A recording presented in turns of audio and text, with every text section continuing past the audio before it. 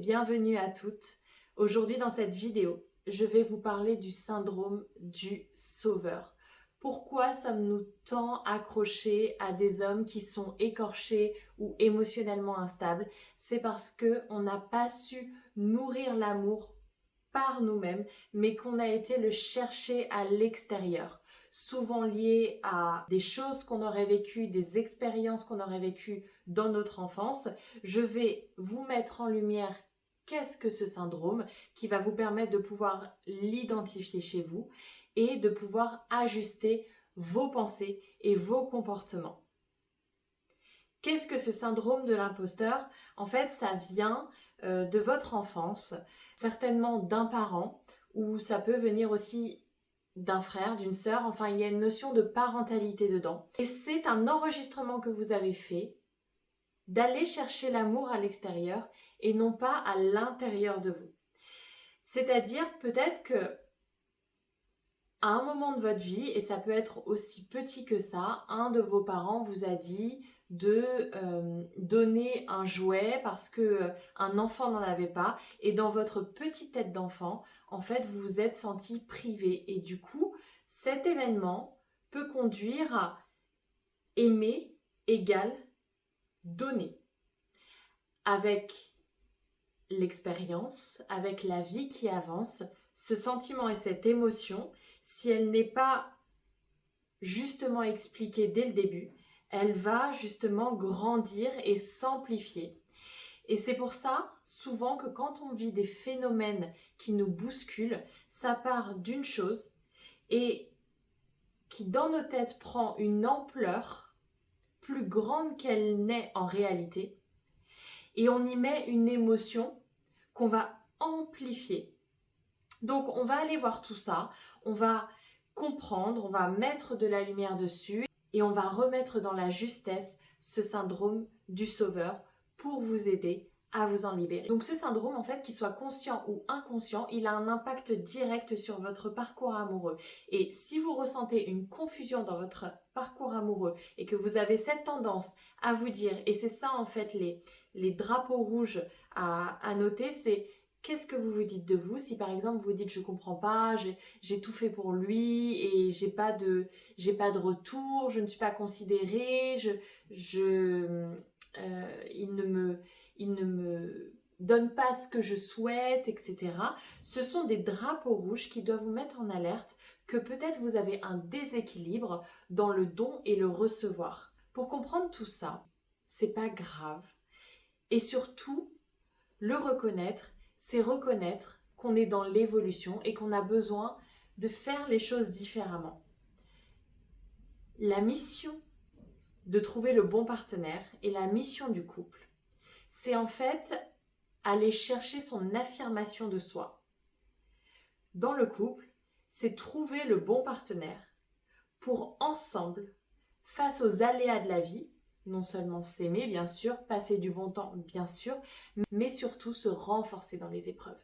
Et c'est vraiment ça, la mission du couple. Et c'est pour ça que, en fait, j'adore transformer ce prisme qu'on a de « j'ai des problèmes » en « non, ce n'est pas en fait des problèmes, c'est juste un changement d'évolution dans notre vie de femme. » Et c'est hyper important de le reconnaître et de le regarder de cette manière pour ne plus se flageller, mais justement prendre en maturité et regarder la situation avec un regard de femme adulte. Mais comment expliquer que quand on donne autant de soi, on n'arrive pas à bâtir un couple?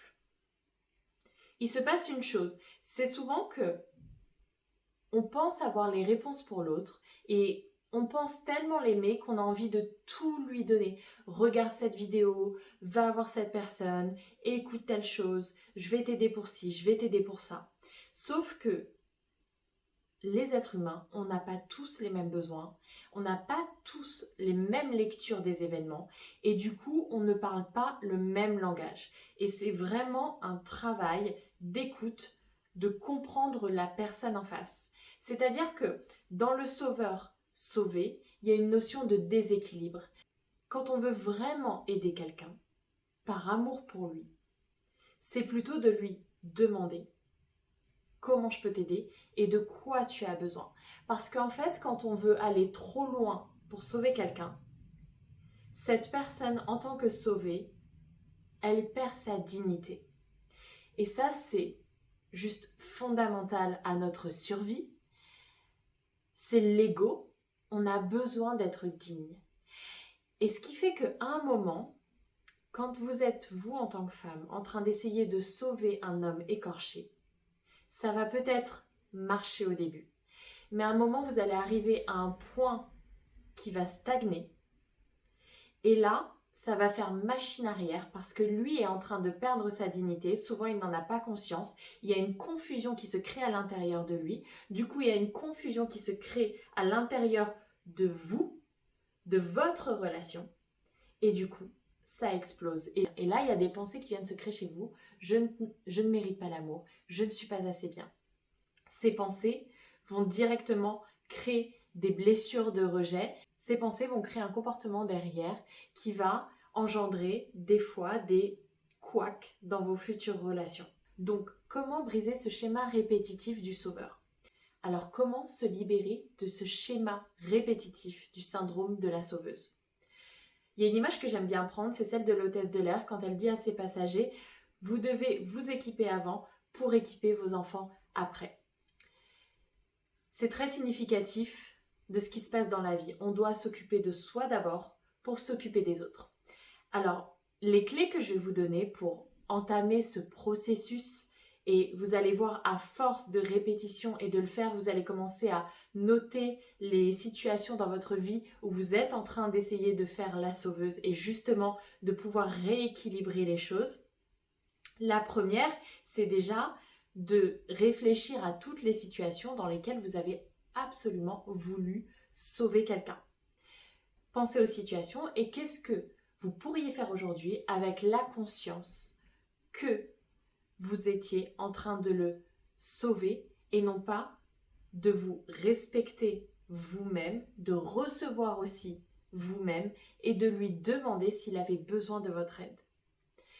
La deuxième clé, c'est que il faut reconnaître que vous êtes un être d'amour par nature et que vous n'avez pas besoin d'aller donner pour recevoir de l'amour.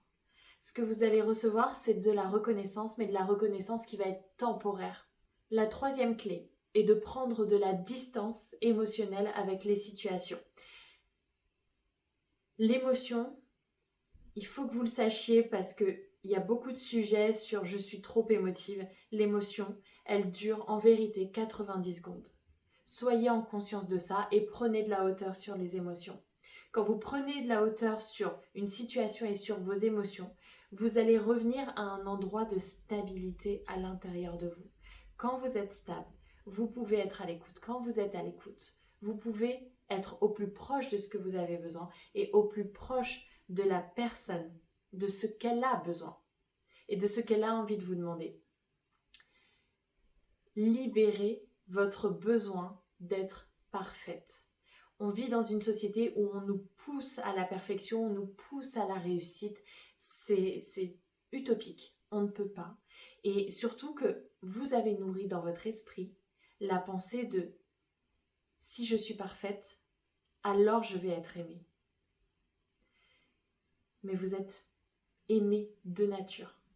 Si on a tant envie de ressentir l'amour en couple, c'est pas l'amour de l'autre qu'on ressent. C'est l'amour qu'on a à l'intérieur de nous, amplifié par les actions de la personne en face. Pour vous aider à comprendre, vous n'êtes pas dans le corps d'une personne, donc vous ne pouvez pas ressentir ses émotions exactement de la manière dont elle les ressent. C'est pareil pour vous. Quand vous rencontrez quelqu'un dont vous tombez amoureux, c'est votre amour qui grandit au contact de cette personne. La quatrième clé, c'est de vous faire accompagner par une professionnelle dont vous avez confiance. C'est hyper important de ne pas faire les choses toute seule. Il y a des études qui ont montré que d'essayer de se sortir toute seule de ces traumatismes, de ces blocages et de ces maux, c'est beaucoup plus compliqué et ça prend beaucoup plus de temps. alors que trouver la bonne personne dans laquelle vous avez confiance est déjà un pas de votre libération. Je vous remercie de m'avoir écouté. Si vous avez besoin de me parler de vos blocages, n'hésitez pas à me le mettre en commentaire. Vous pouvez aussi me parler en message privé sur Instagram, jenniferbradshaw.coach. Je serai heureuse de vous répondre. Merci pour votre écoute et à très vite.